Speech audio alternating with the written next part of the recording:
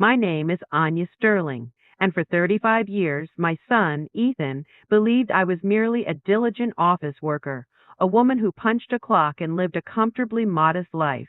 He had no idea that I earned 50,000 every single month, a figure that made my actual annual income more than $500,000. To him, I was the mother who left early for a nondescript downtown office, who returned tired in the evenings, and whose greatest luxury was a quiet cup of tea in our unassuming apartment. I never corrected this perception. I never displayed the black obsidian corporate card I carried, nor the exclusive membership status it granted. My worn, decades-old leather handbag and clothes, bought during seasonal sales, were my uniform, a deliberate camouflage. For 20 years, I've served as a regional managing partner at a global investment firm, a role that involves signing eight-figure deals and making strategic decisions that affect economies across three continents. I didn't need to flaunt it. True power, the kind that lasts, doesn't need applause. It is silent and watchful. I grew up in an era where dignity was carried within, not on the wrist, where a quiet life was valued over hollow noise. I became wealthy in silence, a personal fortress built from decades of sacrifice and intelligent investment. My apartment was small but mine, my furniture old but familiar, and I felt infinitely more secure there than I would in a gilded cage. I watched everything. I watched as Ethan graduated, found love, and married Clara. Clara was a lovely girl, but her parents, Vivian and Victor Thorne, were a different matter.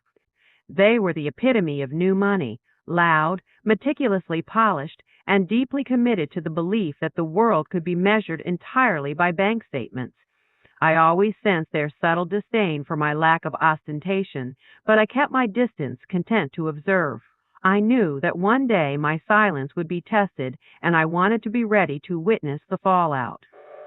That Tuesday afternoon, the test arrived in the form of a nervous phone call from Ethan. His voice was strained, the kind of anxious stutter he used as a child when he'd broken a vase. "Mom," he started, "Clara's parents are visiting from overseas. They want us all to have dinner. They booked a table at the Monarch on Saturday. You have to come." The restaurant, the Monarch, was notorious. Michelin stars, menus without prices, and an average bill that would cover my modest apartment's rent for 3 months. It wasn't the invitation that troubled me. It was the sheer necessity in his tone. This wasn't a loving invitation from a son to his mother. It was a plea to an associate. "Please don't embarrass me." I kept my voice calm, professional, the one I used when closing a difficult deal. "Do they know anything about me, Ethan?" The silence that followed was longer than any pause I'd ever endured in a boardroom. "I told them," he finally stammered, "that you work in an office, that you live alone, that you're simple, and that you don't have much. Simple." The word hung in the air like a poorly aimed dart.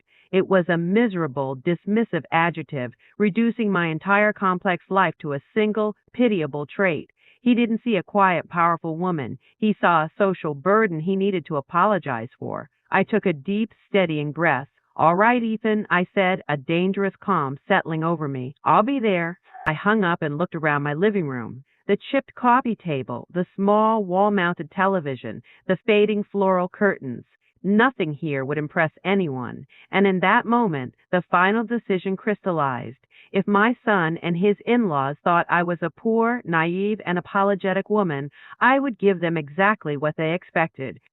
I would show them the worst possible version of Anya Sterling, the one who was barely surviving. I wanted to see, up close and personal, how people like the Thorns treated someone they considered utterly insignificant. The game was on, but I had no idea just how brutal and revealing the first few moments in that restaurant would be.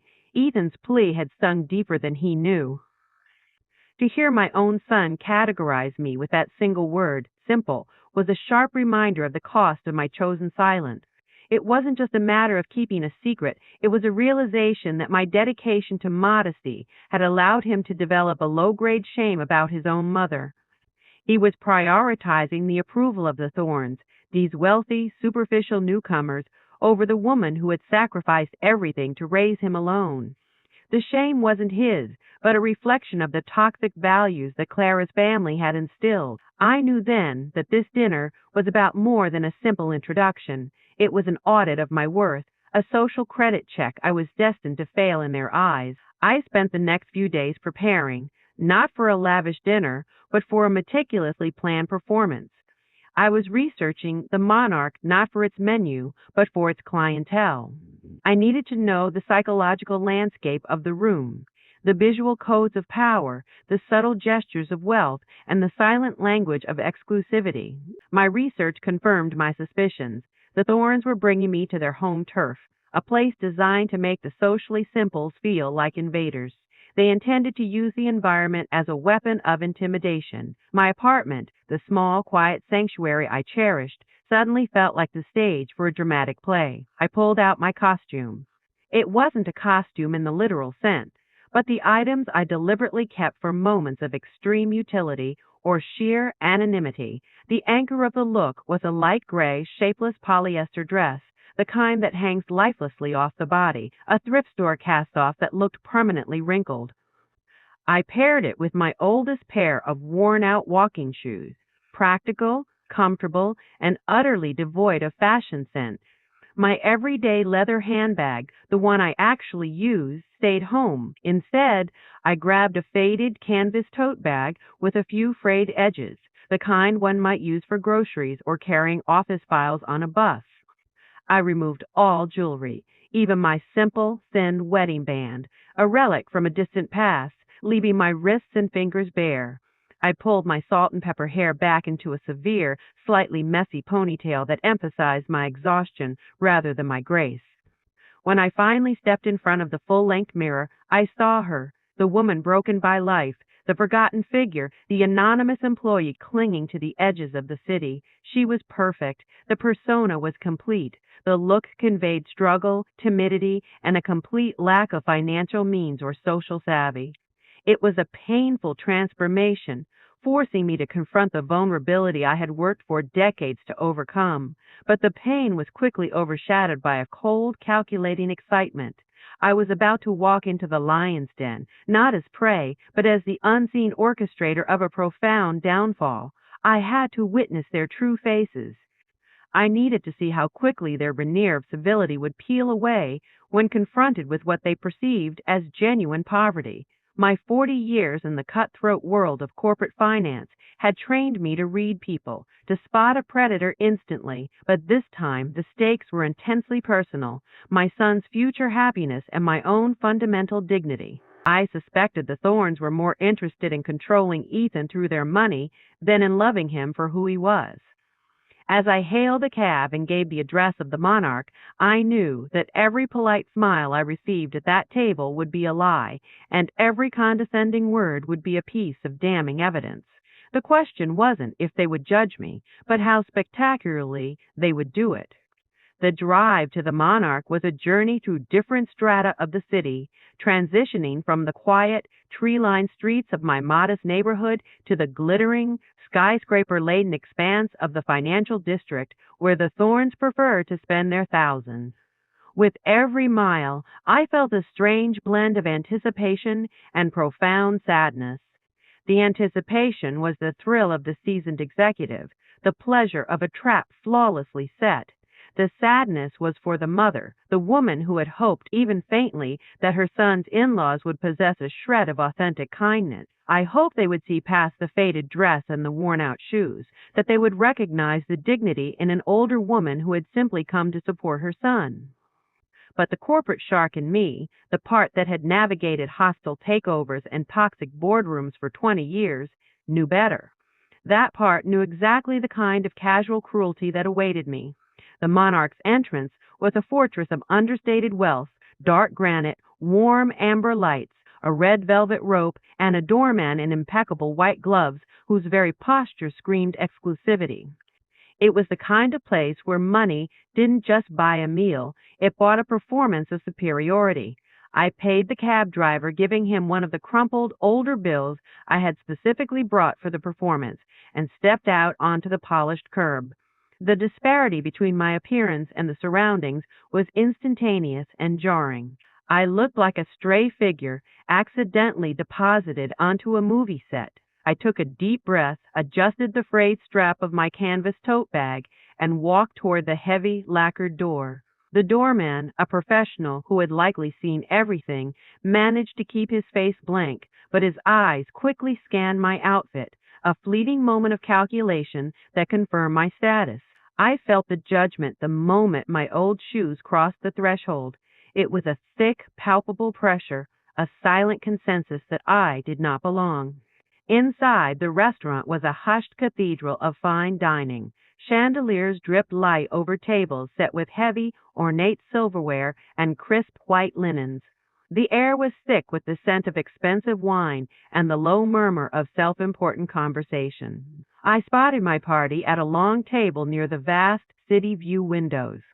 Ethan, dressed in a sharp, dark suit that seemed to fit him a little too tightly, a sign of his nervousness perhaps, was standing awkwardly. Beside him was Clara, my daughter-in-law. She was a vision of controlled elegance, a tailored navy dress, subtle gold accessories, and perfectly styled hair. She looked, as always, utterly flawless, but her eyes were darting toward the entrance with an expression that was tense, almost a look of deep mortification. She was waiting for me, and she was already humiliated. Then I saw Vivian and Victor Thorne already seated, awaiting the arrival of the simple mother. Vivian was a splash of color against the white tablecloth, a crimson silk dress that shimmered with the restaurant's amber light, dripping with heavy gold jewelry. Her dark hair was pulled back into an intimidating high bun. She radiated a cold, calculated type of beauty, the kind that was less about warmth and more about intimidation. Victor, her husband, was equally imposing in an immaculate charcoal gray suit, his wrist weighed down by a timepiece I knew, with a glance, was worth more than my entire apartment's contents. They looked like royalty on borrowed thrones, ready to pass judgment. As I took my first tentative, slow steps toward the table, Ethan's head snapped up, and the look of sheer visceral panic on his face told me everything I needed to know. The dinner, which had not even truly begun, was already an unprecedented disaster for him. The walk across the marble floor of the Monarch from the entrance to their table felt like traversing a hostile continent. Every one of my slow, deliberate steps was designed to communicate timidity and uncertainty, playing into the persona of the small-town woman intimidated by her opulent surroundings. When Ethan finally saw me, his entire body seemed to deflate. His eyes widened, scanning my shapeless gray dress, my worn shoes, and the utilitarian canvas tote, the stark contrast to his own expensive attire and his in-laws' ostentatious display.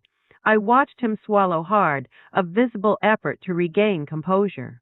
"Mom," he managed to say, his voice strained and barely above a whisper, "you said you'd come." The relief that I had actually shown up was overshadowed by the clear discomfort over how I had shown up.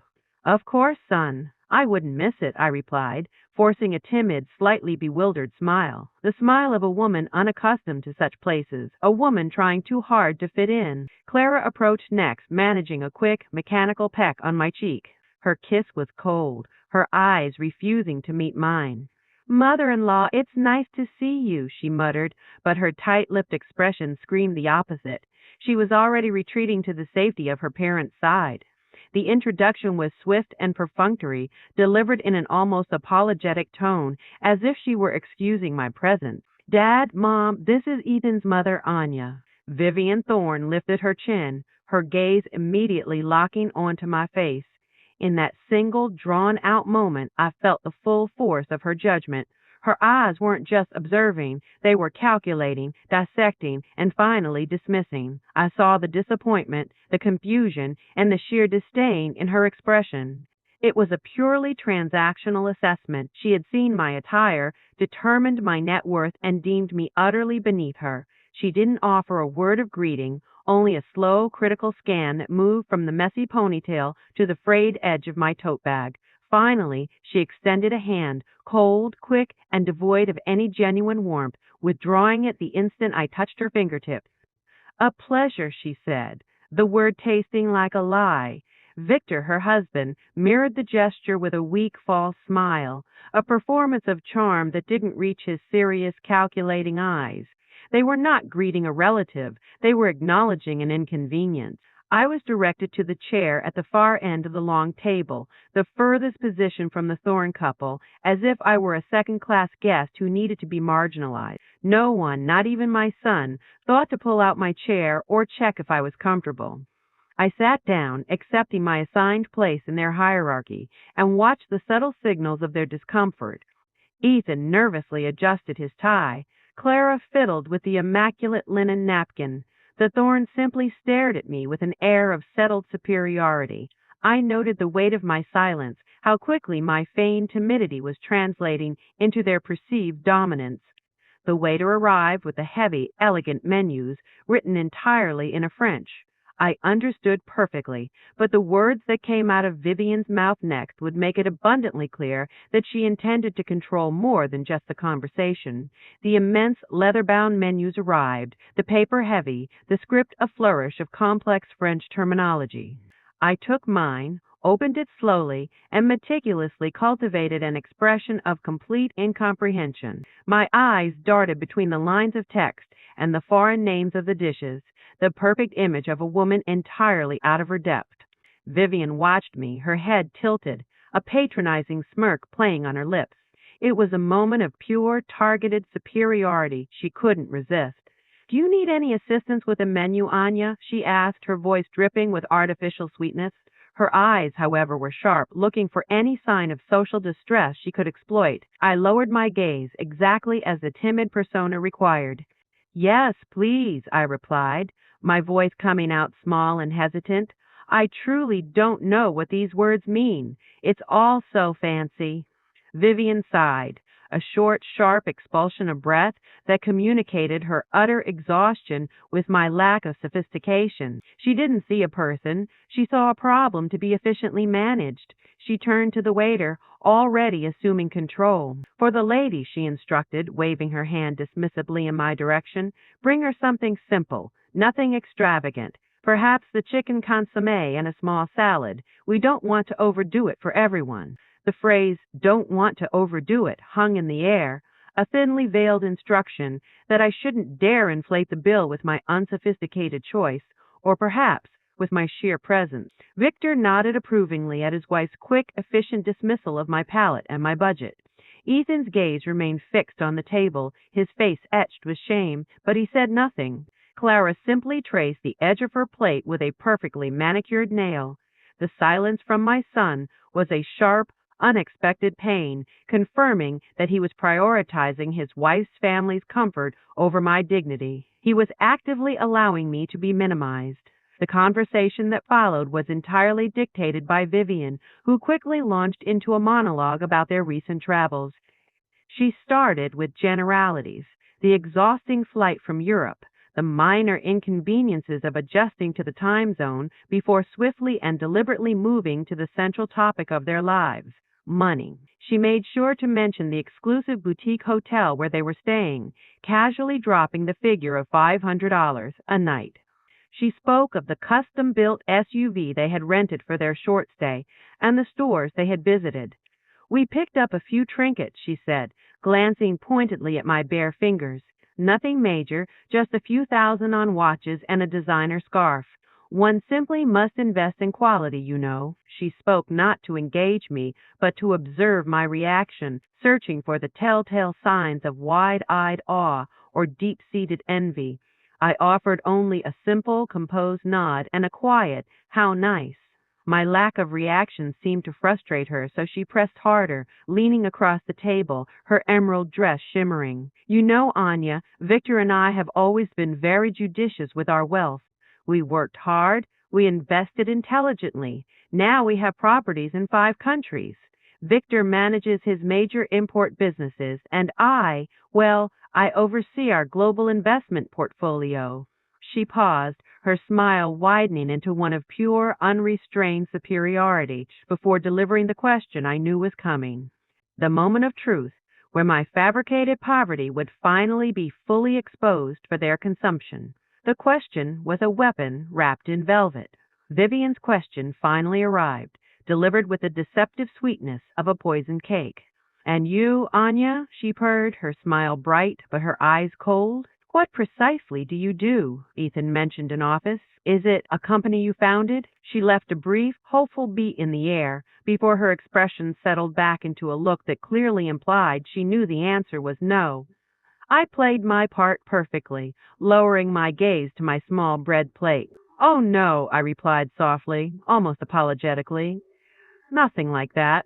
I work at a large building downtown, filing, managing paperwork, answering calls, simple things. I used the word Ethan had given me, letting it hang in the air like a flag of my low status. Vivian exchanged a look with Victor, a silent, eloquent communication of shared pity and smug confirmation.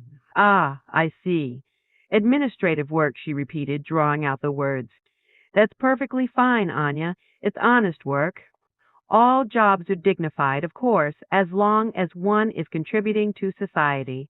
The qualification was everything. She was dignifying my work, not me, and making sure I knew the difference. Victor nodded sagely, taking a sip of his water. Just then the food arrived. It was a theatrical performance. Enormous white plates were set down, each containing tiny, meticulously arranged portions that looked more like modern art than dinner. My simple chicken consomme arrived, a clear broth in a delicate cup, a single sprig of parsley floating mournfully in the center. Vivian, meanwhile, had ordered a Wagyu steak. She cut it with the surgical precision of someone accustomed to expensive food, the silence of the room briefly punctuated by the gentle schnick of her silver knife against the porcelain. This is the imported Wagyu, she announced, not to the table, but directly to me. It cost $120 for this small cut, but it's worth it. Quality is worth paying for, isn't it? One simply cannot put anything into one's body. She held my gaze, challenging me to disagree, implicitly suggesting that my own meager diet consisted of anything. I nodded demurely. Of course, you're absolutely right. Inside, I calculated that the small piece of meat on her plate cost almost a fifth of the modest monthly allowance they were soon to offer me. The sheer waste was appalling. Ethan, visibly trying to steer the conversation away from my poverty and his mother's lack of quality, attempted to interject a topic about a new project at his job. But Vivian interrupted him with a graceful, dismissive wave of her hand. Son, she said, her voice dropping to a tone of feigned concern, does your mother live entirely alone? Ethan hesitated, then nodded. Yes, she has a small apartment. Vivian's eyes widened, her expression shifting into a mask of theatrical pity. Oh, Anya, darling, it must be so challenging, isn't it? Living entirely alone at your age, with a limited salary and no real support system. Does your pay even cover everything? I felt the trap tighten. This was no longer about small talk. It was an interrogation designed to elicit a confession of financial desperation. I took a bite of my simple, clear soup. I could barely taste it over the wave of icy control washing over me. I knew I had to offer them just enough weakness to draw out their final, devastating attack. I played the hesitant victim, allowing Vivian to deliver the ultimate, brutal judgment about my past as a mother. I allowed Vivian's question to hang in the air for a moment, letting her savor the anticipation of my financial misery. I manage, I finally said, my voice barely a whisper, conveying a forced cheerfulness that masked deep-seated struggle. I've learned to save where I can. I don't require much. The rent for the apartment is the hardest part, of course, but I make it work. Vivian leaned back in her chair, sighing dramatically, as if bearing the emotional weight of my small-scale struggles. Oh, Anya, you are so brave. Truly, I admire women who struggle alone, she said, her praise sounding more like a curse. Although, of course, one always wishes to give one's children more, doesn't one? A better foundation, a better life, a better start. But, well, everyone gives what they can. There it was, the core, insidious cruelty wrapped in a thin layer of false empathy. She wasn't complimenting my resilience. She was delivering the subtle but deadly blow, suggesting that my inability to provide opulence meant I had been an insufficient mother. The unspoken accusation was clear. You were poor, and therefore you failed your son. Clara was now staring intently at the design pattern on her plate. Ethan's jaw was clenched tight, his hands forming fists under the table, a sign that the insult had landed with the intended force, yet he still remained silent, paralyzed by the moment and perhaps by fear of contradicting his powerful in-laws. I, however, maintained my faint, timid smile. Yes, you're right, Vivian, I conceded meekly. Everyone gives what they can. And I did. The comment only fueled Vivian's urge to further illustrate the vast chasm between my humble efforts and her family's grand generosity. She launched into a detailed history of the support they had provided Clara and Ethan. We always ensured Clara had the best foundation, Vivian continued, her voice gaining volume and confidence. The finest private schools, gap years spent traveling the world for cultural enrichment, language courses in 4 capitals. She's had the best of everything, which is why she is so successful in her own career now. She then pivoted directly to their financial intervention in Ethan and Clara's marriage, and when they decided to marry, well, Victor and I stepped in, naturally. We believe in providing stability and a solid launch pad for our children. We handled the entire cost of their lavish destination wedding, naturally, and then we gave them a substantial sum, $60,000, for the down payment on their charming little house. We also pay for their extensive honeymoon, a 3-week tour of the Mediterranean.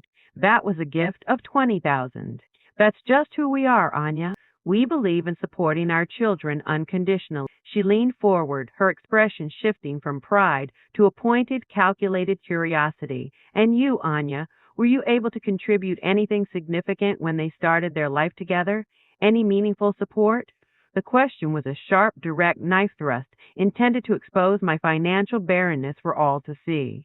I had to choose my next words carefully to maintain the facade of the woman with little to offer beyond a small, sentimental token. I knew that the moment I offered a meek response, Vivian would move in for the final, devastating move, the one that would truly put an end to the burden of Anya Sterling in her son's life. Not much, I'm afraid, I whispered, allowing a hint of shame to color my voice, which was exactly what Vivian was fishing for. I gave them what I could, a small gift, a modest antique piece for their home, but I was happy to do it. It's the intention that matters, isn't it? Vivian's smile became a practiced, condescending curve. How sweet. Yes, of course, the intention is what's truly important. Every small detail counts. She then took a theatrical sip of her water, swirling the melting ice as she weighed her next attack. My simple admission had confirmed everything she needed to know. I was economically irrelevant and entirely disposable. The moment was right to move on to the next status symbol, the wine. This vintage, she announced, holding up her glass of deep red wine and swirling it with the faux expertise of someone who had recently read an article about wine tasting. It's from an exclusive small batch vineyard in the Bordeaux region. It costs $300 a bottle, but when one truly appreciates quality, one doesn't skimp. Do you enjoy wine, Anya? Only on very special occasions, I replied, keeping my voice small and uneducated. And usually, I just buy the cheapest kind. I'm afraid I don't understand much about these very expensive things. Vivian chuckled, a dry, brittle sound. Oh, don't worry, dear. Not everyone has a trained palate. That kind of discernment comes with experience, with travel, with a certain kind of education. Victor nodded in agreement. It's a passion, a lifestyle, really. Clara is learning too. She has excellent taste. She inherited it from us. Clara offered a tight, weak smile, seemingly relieved that the spotlight had momentarily shifted from her mother's relentless financial bragging. The conversation drifted to their hobbies, which, naturally, revolved around their wealth. Victor spoke of his offshore yacht racing. Vivian detailed their latest cultural excursion, a private viewing of a rare art collection accessible only to the world's most elite collectors. My feigned hobbies, watching television, cooking at home, and walking in the park, were met with a second, synchronized exchange of glances between the thorns, a clear signal of my profound cultural deficiency. How lovely, Vivian said, the word heavy with pity. Simple things have their charm too, although, of course, one always aspires to more, right? To see the world, to experience new things, to grow culturally. But, well, I understand not everyone has those opportunities. I simply nodded. You're absolutely right. Not everyone has those opportunities. This, of course, was the truth, but I meant it in a way they could not possibly comprehend. They had been given opportunities. I had created them. The waiter arrived with dessert, another piece of culinary theater, tiny edible works of art. Vivian naturally ordered the most expensive creation, a miniature sculpture of dark chocolate and raspberry that cost 40 for 2 bites. It has edible gold leaf on top, she proudly pointed out, a detail only the best places offer. I ate my simple, pre-ordered dessert in silence, watching her, waiting for the final, inevitable move. Vivian wiped her lips with a linen napkin, her entire demeanor changing. The false pleasantries were over.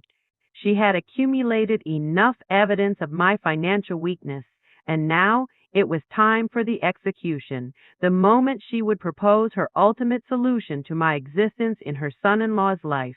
Vivian's expression transformed from patronizing to intensely serious, a calculated mask of what she clearly believed was maternal concern.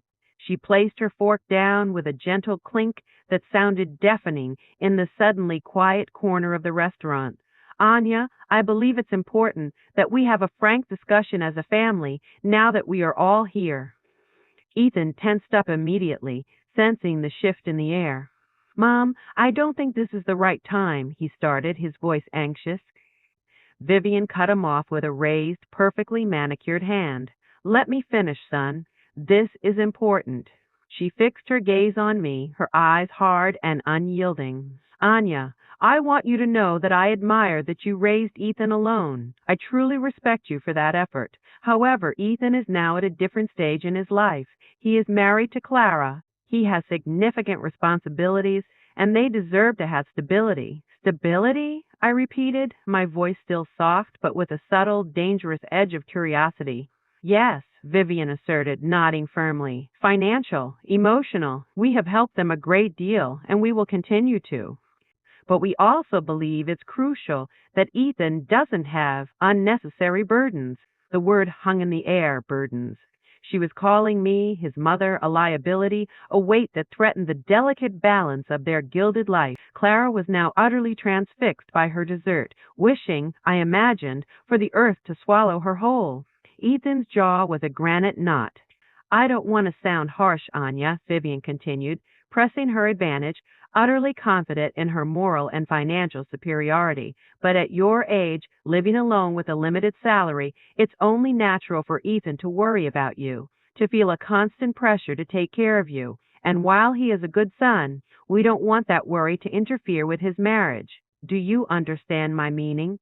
I looked at her, my face placid, my eyes clear. The years of corporate negotiation, the millions of dollars that had flowed through my hands, the sheer power I wielded, all of it was held in check. Perfectly, I replied simply. Vivian beamed, mistaking my composure for immediate capitulation. I'm so glad you understand. That's why Victor and I have thought about a solution.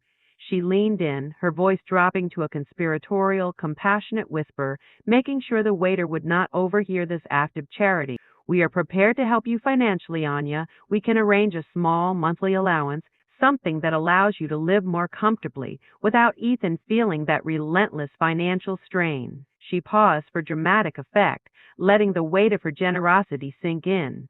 It would be modest, of course. We aren't miracle workers, but it would be a reliable source of income for you. A support. I remained silent, watching her, waiting for the catch, which I knew would be a devastating punch to my dignity.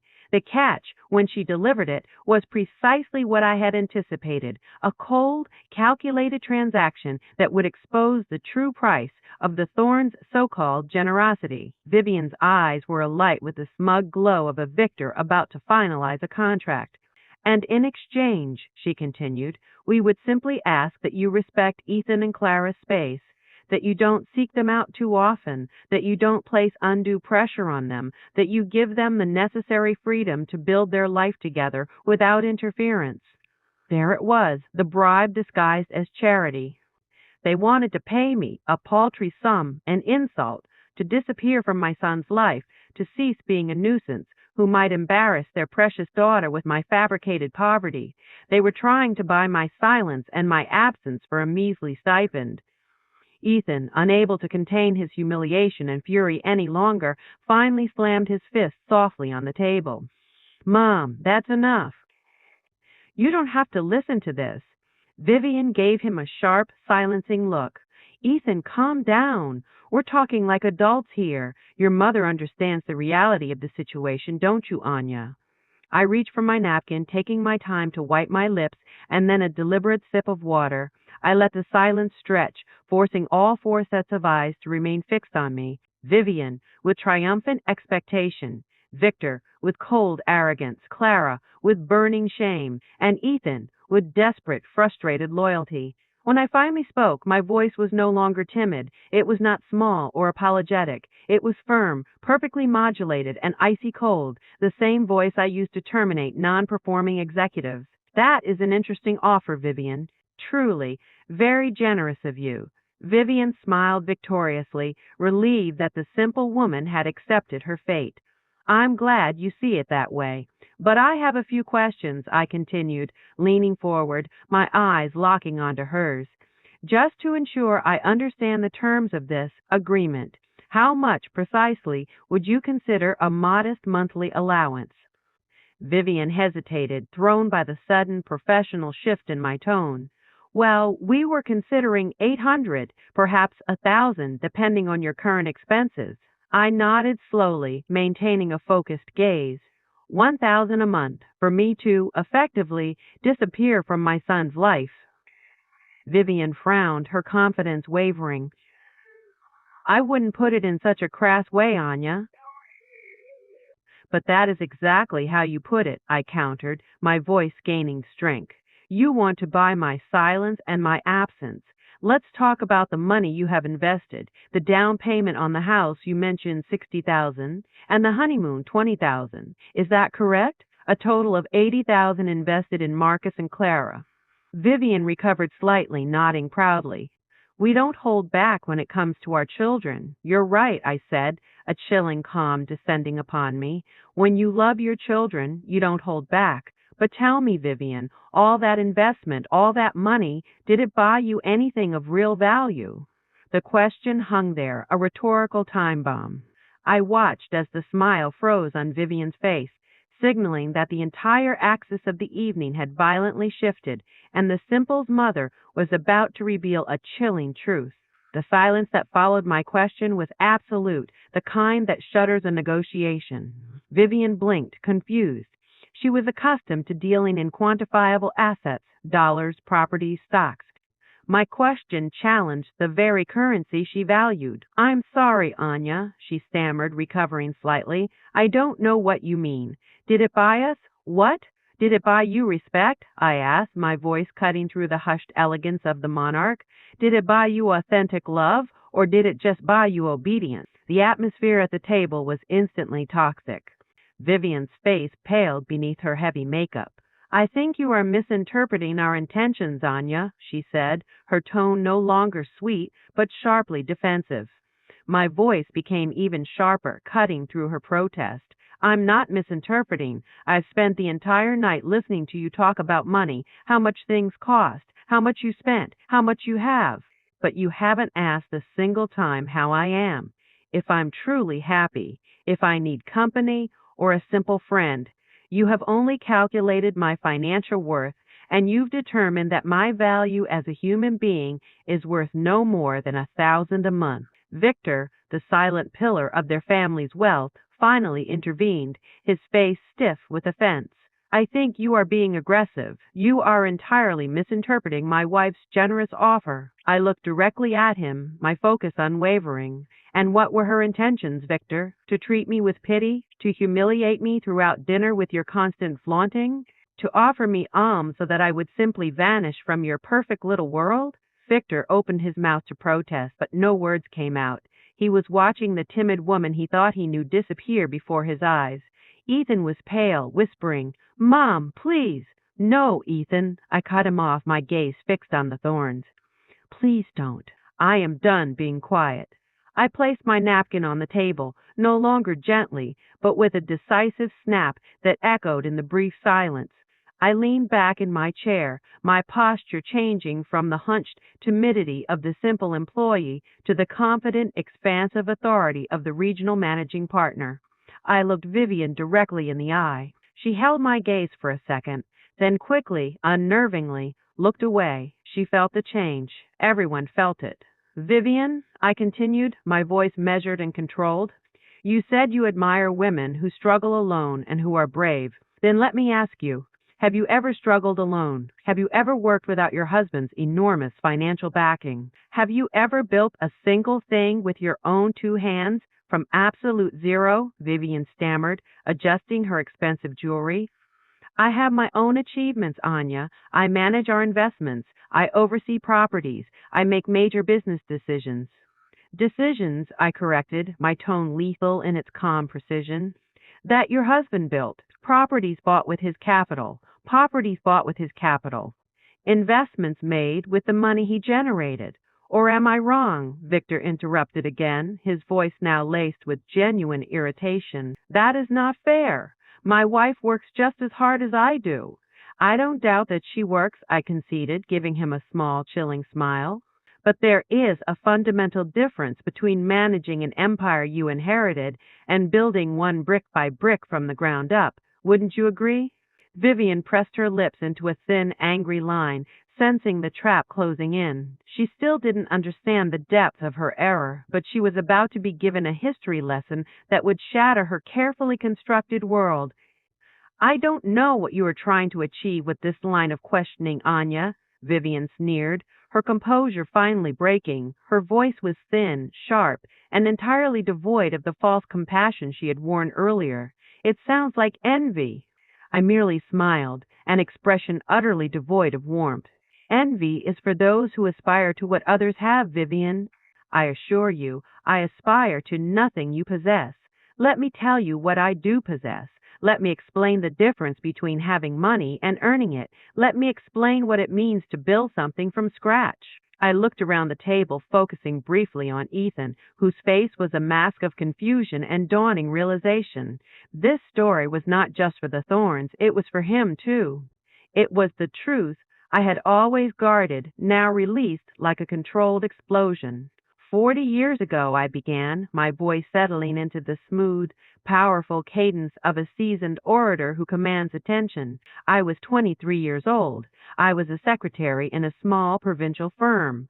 I earned minimum wage. I lived in a rented room barely big enough for a bed, and I ate the cheapest food I could find. And I was completely, utterly alone. Ethan was staring at me, his eyes wide. He had never heard this level of detail about my past, only the sanitized version of a hard-working mother. The Thorns remained silent, momentarily stunned by the raw honesty of my confession, a type of truth they never encountered in their sanitized world. "Then, one day," I continued, my voice momentarily softening with the pain of the memory, "I got pregnant." The father, a charming but useless boy, disappeared the moment he heard the news. My own family, devoutly conservative, turned their backs on me. I had to decide, give up and become a ward of the state, or fight. I chose to fight. I paused to let the image sink in, a young single mother, abandoned and alone, facing the world with nothing.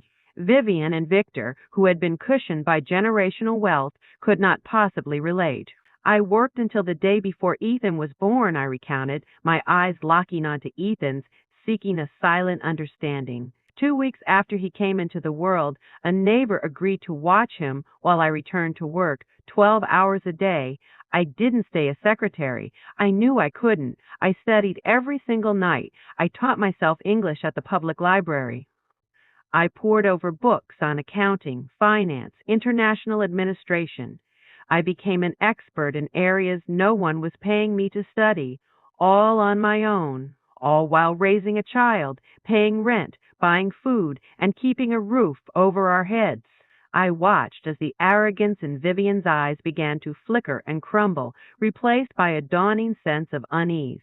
She was used to buying status. I was describing a process that involved a grueling physical and intellectual ascent that money couldn't simplify. And do you know what happened, Vivian? I challenged. I didn't wait for an opportunity. I created one.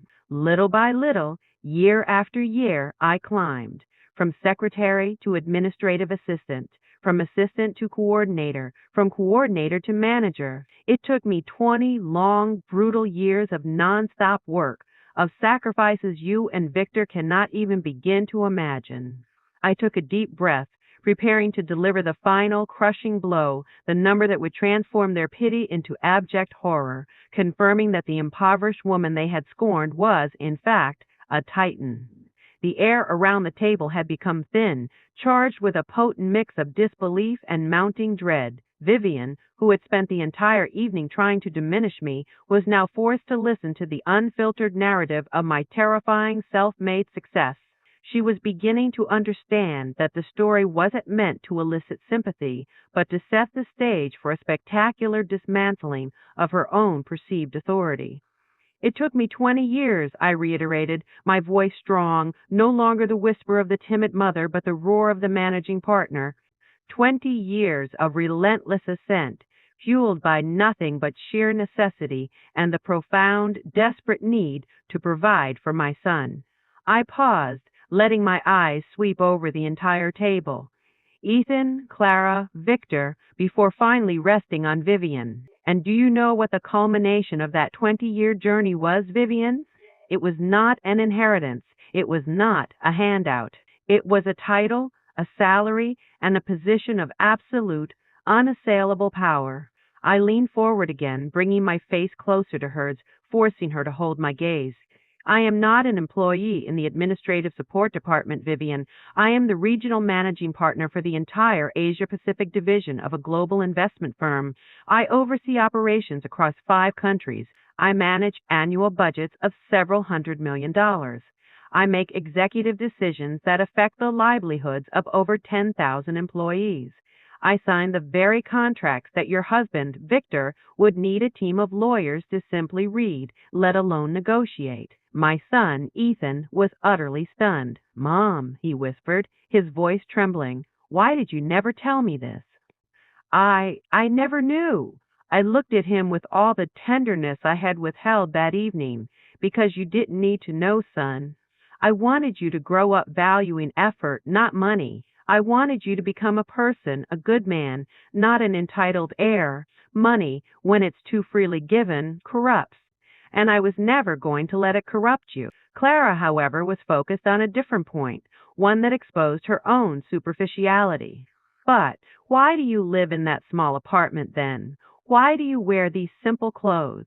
Why don't you have a private driver or a mansion?" she stammered, pointing at my worn polyester dress. My gaze returned to Vivian, whose face was now a sickly white. "Because, Clara, unlike your parents, my worth is not defined by my expenditures. I built wealth, they merely spend it. I earned respect, they try to buy it. I have dignity, they have bank accounts. And that, right there, is the difference between us." Vivian, grasping for the last shreds of her dignity, finally found her voice, though it was now a ragged, desperate sound. You lied to us all night. This entire evening was a deliberate deception. You are a hypocrite." "Perhaps," I conceded, a chilling calm still dominating my voice. "But my lie was a mirror, Vivian. It simply reflected your truth. And your truth is this. You are so blinded by your own material arrogance that you were prepared to offer the mother of your son-in-law $1,000 a month to vanish because you perceived her as a social inferior. You calculated my value, and you found me wanting. It was time to pay the bill." I reached into my canvas tote bag, not for my old worn wallet, but for the symbol of my true, unassailable power, the final stroke that would complete their devastating humiliation. With theatrical slowness, I reached into the depths of my faded canvas tote bag, the same bag Vivian had dismissed as a cheap accessory. I bypassed my old, worn wallet and pulled out a single, sleek object. It was my corporate payment method, the black obsidian corporate card. It was heavier than any standard card, matte black, with my name, Anya Sterling, regional managing partner, engraved in sharp silver lettering. This card was not tied to my personal wealth. It was an unlimited account, a symbol of the immense corporate power I commanded. I dropped it onto the table right in front of Vivian. The sound of the plastic hitting the fine porcelain plate was a small, sharp clack that cut through the silence of the room. It lay there, a shiny, venomous serpent in the center of their pristine white world. "This," I announced, pointing to the card, "is my corporate card. It has an unlimited limit. It will cover the entire dinner, plus a tip that will be exceptionally generous. Consider it a gift, a small token of thanks from the broke and naive mothers you sought to dismiss and buy off all evening." Vivian stared at the card as if it were a physical insult. Her hand trembled slightly as she instinctively reached for it, her face a mask of shock, confusion, and utter defeat. She was trying to reconcile the woman she had scorned all evening, the polyester dress, the timid voice, with the title now plainly visible on the card. "I want you to use it, Vivian," I instructed, my voice unwavering. "And as you hand it over to the waiter, I want you to remember every condescending word you spoke tonight. I want you to remember the pity in your voice, the disgust in your eyes, and the arrogance of your offer. I saw you, Vivian. I felt every single insult disguised as advice." Victor, his composure entirely gone, was frantically trying to regain control. "Anya, this is unnecessary. We will pay for our own dinner. We don't need your charity." "You are right, Victor," I agreed, rising slowly from my chair. My posture was now vertical, commanding, radiating the authority of a person who signs checks with more zeros than his annual income. "You are absolutely right. But my purpose tonight wasn't to buy your dinner. It was to expose the truth of who you are to my son and to yourself." I looked at Ethan. He was still pale, but the shame in his eyes had been replaced by a quiet, profound awe and a spark of understanding.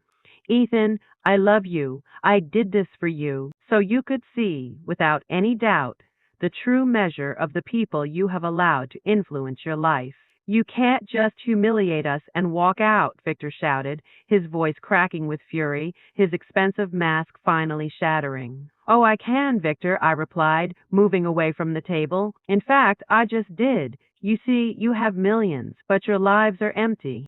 You have no true interests, no deep conversations, nothing to offer the world beyond the size of your bank account. You have money, but I have a life that is truly rich. Rich in experience, rich in authenticity, and rich in self-respect. And that is a fortune you could never buy." I walked toward the exit, passing the waiter who was already approaching the table, his eyes fixed on the black card. I gave him a brief, knowing smile. The final spectacular humiliation was about to unfold, but as I reached the door, Victor received a desperate phone call, and the look of sheer panic on his face revealed that my calculated departure was only the beginning of a much larger and far more devastating financial crisis for the Thorne family. The moment I turned my back, the air at the table crackled with chaos. I didn't have to see it to know what was happening. Ethan was probably wrestling with a mix of shock, pride, and residual humiliation. Claire was likely staring at her parents, seeing them not as pillars of wealth, but as the exposed frauds they were. And Vivian and Victor were left grappling with the terrifying reality that their meticulously crafted social standing had been annihilated by the woman they had deemed unworthy of a 1,000 monthly allowance. As I walked toward the front entrance, my old canvas tote bag swinging lightly on my shoulder, Victor's voice, a strangled, desperate cry, cut through the refined restaurant chatter. "Wait! Anya, you can't leave! We are family!" I paused at the door, turning back just enough to see him reaching for his phone, his face contorted with panic. The color had drained completely from his cheeks. He wasn't just embarrassed, he looked truly terrified.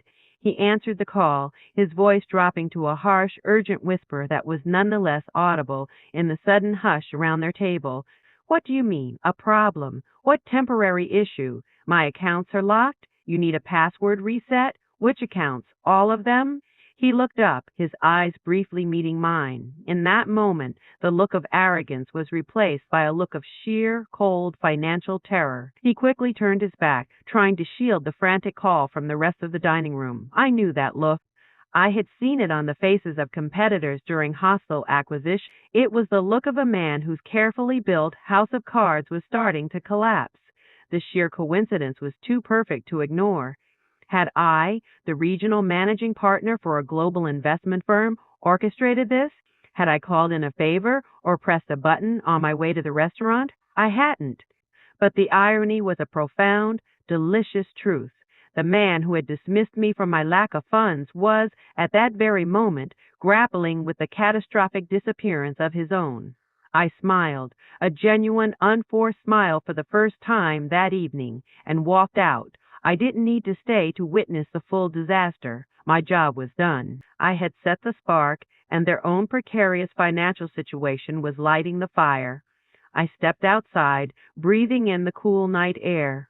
A taxi pulled up instantly, as if summoned by my presence. Before I could give the address, I felt a hand on my arm. It was Ethan. He was breathing heavily, having run after me. "Mom, wait," he pleaded, his eyes shining with tears. I am so sorry for everything, for what I said, for letting them treat you like that, for being ashamed. I didn't know. I had no idea who you truly were. I placed a hand on his cheek. You didn't need to know who I was, son. You needed to know who they were. And now you do. Did you hear Victor? Yes, Ethan whispered. He looked sick. They're having a problem with their bank accounts. He was shouting something about being frozen. Then you know your priority, I told him gently. It's not me. I'm fine. I'm always fine. You need to go back inside, not to defend me, but to protect yourself and to see if Clara is strong enough to choose her husband over her compromised parents. You have a conversation to have with your wife and with yourself. He nodded, tears still in his eyes, but a newfound maturity in his posture. I'm going back. Thank you, Mom. Thank you for doing that, for showing me. I watched him turn and walk back into the brightly lit restaurant. He was no longer the nervous boy trying to avoid embarrassment. He was a man facing a harsh, necessary truth. I was proud, not because he supported me, but because he had chosen to face the difficult situation instead of hiding. He was learning. He was choosing to be better than the example he had just witnessed. I got into the taxi, finally giving the driver the address of my small, quiet apartment. But I knew the night was not over yet. The silence from the Thorn table was a temporary calm, and I had no doubt that the fallout of my final act would be explosive, both for my son's marriage and for the fragile egos I had just shattered. The taxi sped through the city, the tall buildings flashing past the window like a reel of abstract lights.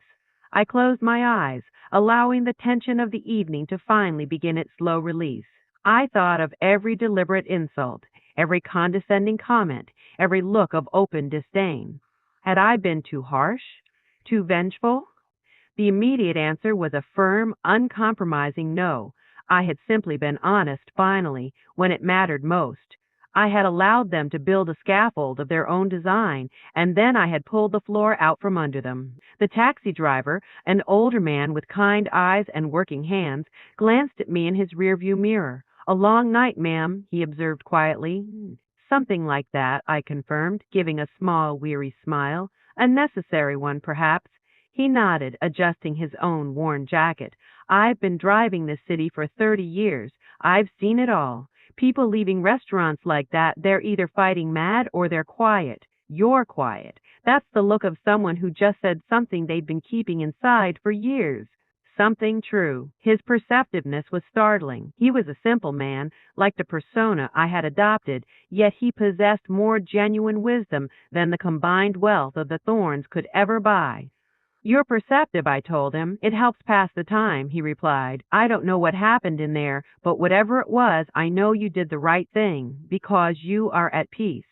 The truth, even when it hurts, always brings peace. His words resonated deeply. I thought of the massive secret I had carried for decades, the 50,000 monthly salary, the global position, the constant masquerade. The burden of that silence had been heavier than I realized. Tonight, I hadn't just exposed the thorns, I had liberated myself from the fear of their judgment and the necessity of my own facade. I have enough money, I reflected, speaking softly, almost to myself, more than enough. But tonight I learned that what I value, the truth, my peace, the love of my son, that makes me infinitely richer than the people who tried to buy me off for $1,000. The driver smiled. That's the honest truth, ma'am. That's a treasure.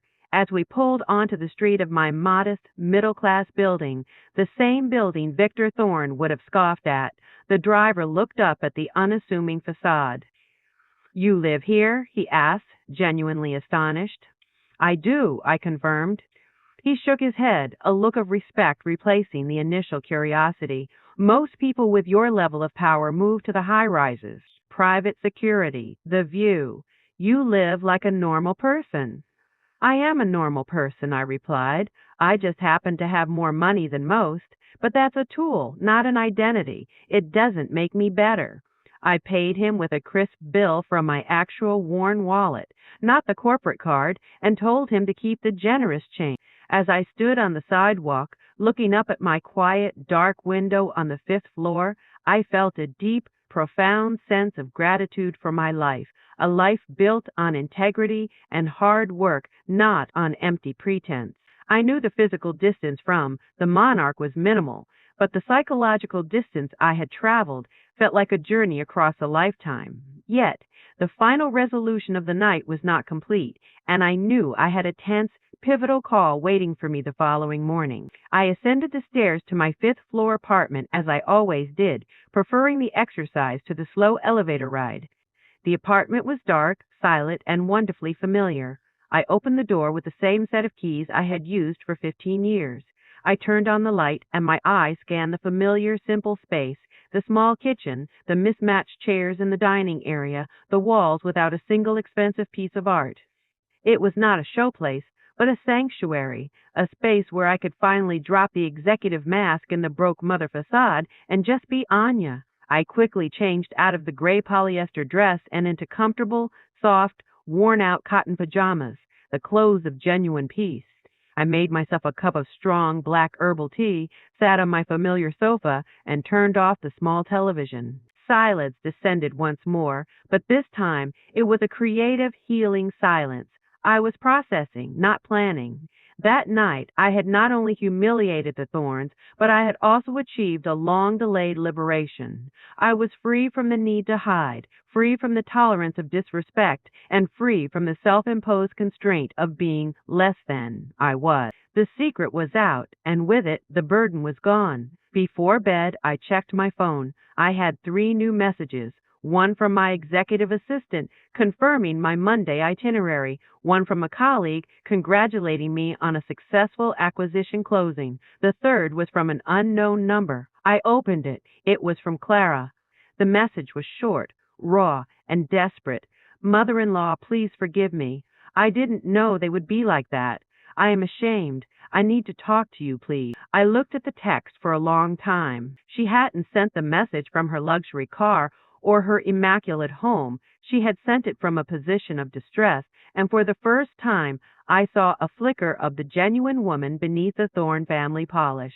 I considered replying, offering a comforting word, but then I decided against it. Her journey had to be her own. She needed to sit in the discomfort and shame to truly understand what she had witnessed and, more importantly, what she had become. I needed her to seek me out, not the other way around. I put the phone aside, finished my tea, and slept the deep, peaceful sleep of a woman whose truth had finally been spoken. The phone woke me early the next morning, Sunday. 40 years of nonstop work had programmed me to rise with the sun, regardless of the day. I was sitting by the window with my strong coffee when the familiar number flashed across the screen. Ethan. Good morning, son, I answered, my voice warm. His voice was hoarse, tired, and deeply emotional. Mom, I need to talk to you. A lot happened after you left last night. Tell me, I instructed, taking a slow sip of coffee, ready for the inevitable fallout. The story he began to tell me was one of absolute, glorious chaos, a final, spectacular implosion that involved frozen accounts, tears, and a betrayal that went far deeper than a simple condescending dinner. After you left, Ethan began, his voice still heavy with fatigue but now tinged with a powerful indignation, I went back to the table. Vivian and Victor were still there, arguing quietly with the waiter, refusing to use your card. They were desperately trying to use one of their own accounts, but nothing worked. Victor's phone call was real, Mom. His bank accounts were frozen. Apparently, it was a major temporary asset review due to a sudden liquidity issue from his company, but the timing was catastrophic for them. The irony was not lost on me. The man who had judged me for my perceived poverty was, at that very moment, a pauper in the most expensive restaurant in the city, unable to pay for his 120 steak. They were humiliatingly forced to use Clara's personal credit card, which barely covered the bill. Vivian was hysterical, insisting it was all a plot by a rival firm. Victor was blaming your presence, saying you had somehow jinxed them. Ethan paused and let out a dry, bitter laugh. It was pathetic. They were so busy being victims that they couldn't even see the truth. And Clara? I asked, focusing on the most important person in his life. Clara was devastated, he admitted, but not for her parents. She started crying, Mom, and she looked at them and said that she had seen everything. She said they were cruel, that she was ashamed to be their daughter at that moment, and that she had witnessed every single veiled insult you were forced to endure. This was the crack I had been waiting for. That's good, Ethan. It means she's finally waking up. Vivian went ballistic, he continued. She screamed that Clara was ungrateful, that they had sacrificed everything, and that she had no right to judge them. Victor backed her up, saying, "We were being manipulated by you, that you had engineered the entire evening to make them look bad." I let out a single sharp laugh. Of course, it's always the fault of the powerful woman. That's what made me angriest, Ethan confessed. I told them they were right. I said, Mom did plan everything, but you walked right into the trap because that's who you really are. You really do look down on people you consider inferior, and Mom just gave you the stage to prove it. It completely silenced them. You learned that from me. I did, he said, his voice now firm. And Mom, I need you to know something. Last night, Clara and I made a decision. We told them that we love them, but we are setting boundaries. If they want to be a part of our life, they have to respect you, and they have to respect our decisions. They can't control us with their money anymore. He was finally free. He had chosen his own path, not the gilded cage his in-laws had tried to construct for him. Ethan's decision was a victory, but the final test of my influence would come not from him, but from Clara, and I knew her parents would not give up their control over her without one last vicious fight. Ethan's announcement that he and Clara were finally setting boundaries against the Thorns was the true victory of the night. It proved that my theatrical act of defiance had achieved its most critical objective, to expose the toxic influence of the Thorns and compel my son to choose integrity over financial comfort.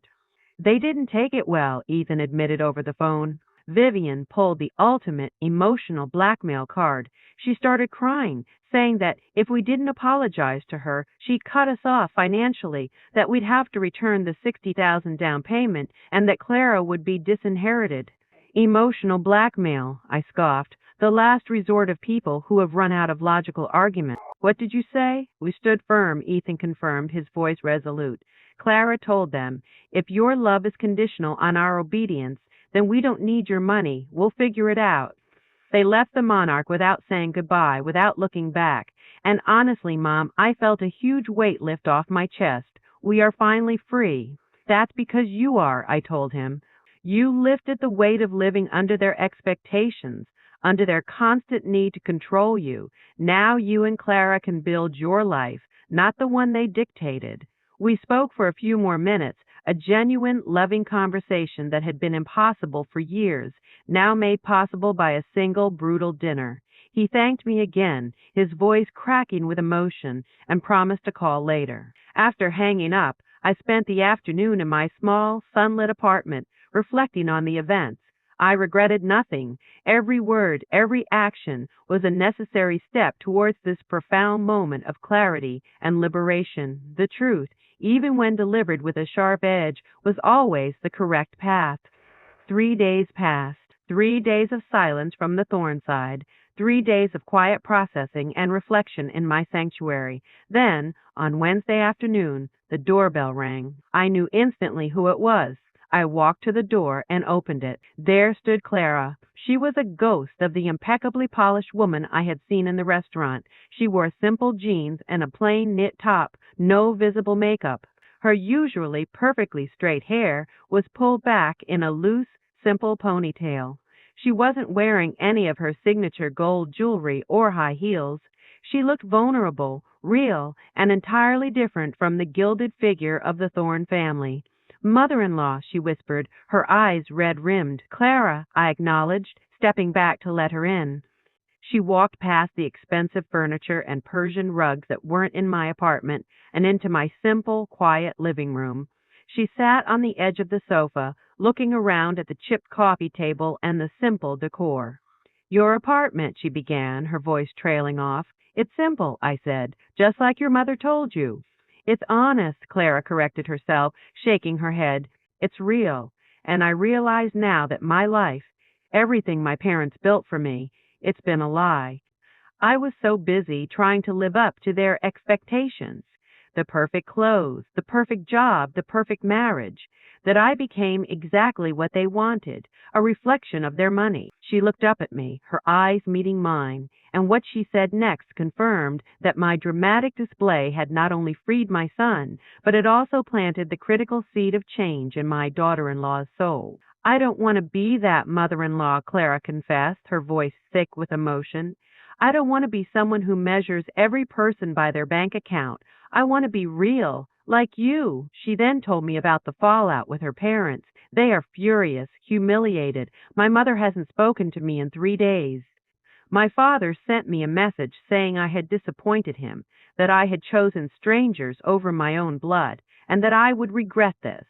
She paused, a genuine smile finally breaking through her distress. And you know what's strange? I don't feel bad. I feel free. That means you made the right decision, Clara, I confirmed. Fear and control are not love. Your parents confused their financial power with true emotional authority. You and Ethan broke that cycle. Clara nodded. We are going to start over. We are going to pay them back the $60,000 for the down payment, and we will do it with our own money, no matter how long it takes. We need a foundation built on our own effort, not on their control. And as for you, she took my hand, a gesture of authentic warmth. I want you to be a part of our lives, the real you, the Anya Sterling who is a managing partner and a survivor, not the one we thought was a simple's burden. You will have to see me, Clara, I said with a gentle smile, at birthdays, Christmases, and family gatherings. But now you will see me differently. And you will know that I know the truth about your parents. We will all live with that honesty. Claire and I talked for 2 hours, a conversation that covered more genuine territory than all our previous interactions combined. When she left, she hugged me tightly, a hug that felt authentic and warm. I never pretended to be poor again. I didn't need to. I had learned what I needed to learn. I had exposed the hypocrisy and liberated myself from the burden of my own secret. I continued to live in my small, simple apartment, but now I did so without apology. The $50,000 monthly salary was no longer a burden of secrecy. It was merely a detail of my life. Vivian and Victor Thorne continued to be who they were, rich in money, poor in spirit, clinging to their superficial status. But they were no longer my problem. I had spoken my truth, set my boundaries, and protected my peace. I was simply Anya Mother, executive, woman, fighter, rich in every sense that truly mattered, and that was more than enough. It was everything. The Thornes lost more than a dinner. They lost control, they lost their daughter's respect, and they lost their power over my son. But for Clara and Ethan, the end of the deception was the start of a lifetime of genuine, unconditional love. Will the thorns ever truly learn the lesson Anya taught them? Or are some people destined to be permanently blinded by their own wealth? Did you like the story? Which city are you listening from? Let's meet in the comments. If you enjoyed the story, you can support me by sending a super thanks so I can keep creating more stories like this. Thank you so much for your sweet support. There's a lot more waiting for you on my channel, Tales by Aunt Emery. Don't forget to subscribe.